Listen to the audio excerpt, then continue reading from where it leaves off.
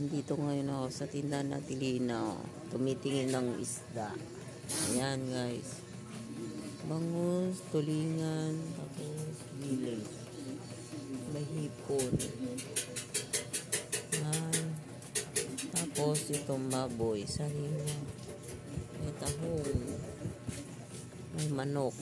Ayan guys, oh. Lahat ng pangsahog nandito na gulay. Ayan.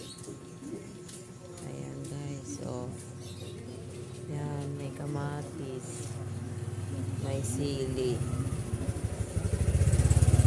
Kamatis. Ayan guys, oh. Ayan, mga gulay. Ayan.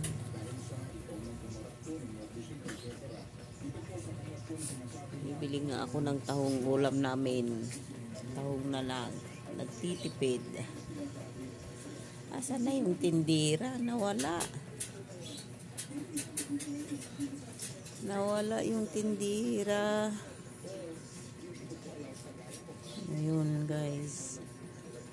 Tahong na lang ang bibilhin. Ayun guys. Tahong, wala yung tindira. Umalis. Ayun, ulam namin guys. Bilhin na lang, halagang 30 lang. 30 na ano. Tahong. Ayan, si Atilina. Iniwan ako kanina. Ayun. Oo. Saka ano te, daon ng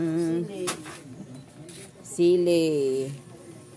Ayan guys. Yan ang ihalo ko sa tahong. Ihalo ko. Ayan. Hinta. Bagong bumbay naman dyan. Kaya nga te. Sa patid ni Lucille. Ayun, nandun siya. Sige, bye guys.